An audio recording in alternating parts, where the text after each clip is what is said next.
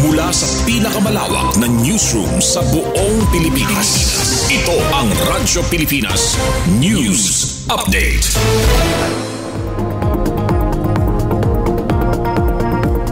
Philippine Standard Time, 3:57 p.m. Maupay nga kulop sa iyong atanan. Asyay niyan mga balita yan na nga oras. Duha nga barangay sa Bungto San Mondragon, Northern Samar, benepisyaryo sa Support to Barangay Development Program. Nga duha nga NPA sa Northern Samar, patay sa engkwentro sa militar. Detalye sa sining mga balita, pamatian naton sa report ni Charmaine Perito. Radyo Pilipinas Report. Ginbuhat sa Bungto, San Mondragon, Northern Samar ang groundbreaking ug turnover ceremonies para sa mga proyekto sa Local Government Support Fund Support to Barangay Development Program. Partikular sa Barangay Kahigsan, gin-turnover ang bagong gintindog nga health station nga nagkakantidad 2.5 milyones pesos. Ginbuhat liwat ang groundbreaking ceremony sa one-story, two-classroom school building nga nagkakantidad 5 milyones pesos, kundiin ginlalauman nga 1,107 nga mga residente ang magiging benepisyaryo. Partikular sa Barangay San Isidro, ginbuhat ang groundbreaking ceremony sa one-story, two-classroom school building nga may nakawahig nga pondo nga 5 milyones pesos, kundiin maabot 80 nga mga residente ang magiging benepisyaryo. Base sa DILG, labaw pa sa pagtindog sining nga mga infrastruktura ang proyekto ang nagsisimbolo sa paglaom, pagkaurusa ug pag-uswag para sa mga komunidad. Balita sa sitwasyon sa Pasorden, duha nga miyembro sa NPA ang napatay sa engkwentro kontra sa tropa sa 78th Infantry Battalion sa Barangay San Jose, Mapanas, Northern Samar, Kasankulop, Agosto 27. Haros usa ka oras ang naging bakbakan kundiin nakumpiska ang duha nga M16 rifle, mga bala ug iba pa nga war materials. Sigon kan Lieutenant Colonel Francis Rosales, nakabulig ang impormasyon tikang sa mga residente nga nag-report sa presensya sa mga rebelde nga nantatarhog sa mga parauma. Ginpasidunggan ni Brigadier General Carmelito Pangatongan sa 803rd Brigade ang dedikasyon sa tropa ug suporta sa mga residente nga nagserbeng susi sa pagmentenar sa kahimyangan sa lugar. Dugang paniya, nagpapabilin sa nga komitibo sa mandato nga proteheran ang mga Nortehanon kontra sa armado nga mga grupo.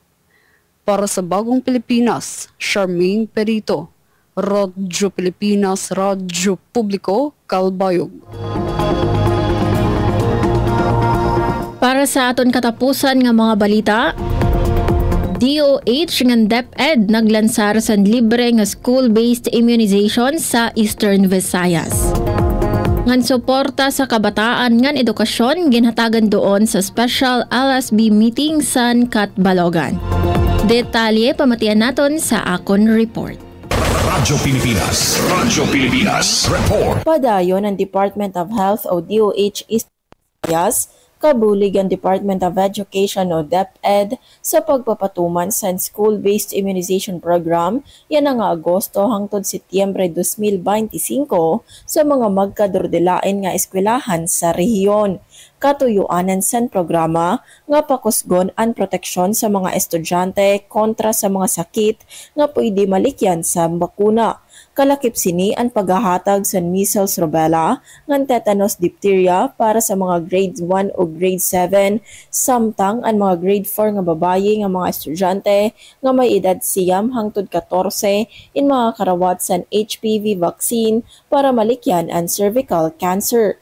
Ginaghatliwat ang mga kaganak nga makigbubligay pinaagi sa pagpasa sa consent forms ngan paggiya sa era mga anak. Sumala sa DOH ang mga malibsog nga kabataan in pundasyon sa mas talwas ngan malibsog nga kabubuwason. Didto naman sa syudad sa Catbalogan, usa nga special local school board meeting ang gindumara kakulop Agosto 28 kabulig ang sektor sa edukasyon sa syudad sa Catbalogan. katuyuanan sa meeting nga pakusgon pa ang programa ngan proyekto nga nakatutok sa pagporma san kabataan ngan pag-uswag sa edukasyon sa syudad. Kalakip sa mga ginisgot ang mga updates maitungod sa school sports activities ug diarabot nga Catbalogan City Athletic Association meet nga nan pagtukib sa ginproponer nga 3 ka tuig nga strategic plan para sa pagpauswag sa high-value crop production sa Catbalogan City Agro-Industrial School. Nagpasalamat naman ang liderato sa LSB sa waray undang nga suporta ug pakigusa sa mga magturutdo kaganak ngan mga magkadrodilain nga stakeholders sa pagkabot sa mga ginuungara para sa mas maupay nga kabubuwason san kabataan. Para sa Bagong Pilipinas, Suzette Pretencio, Radyo Pilipinas, Radyo Publiko, Kalbayog.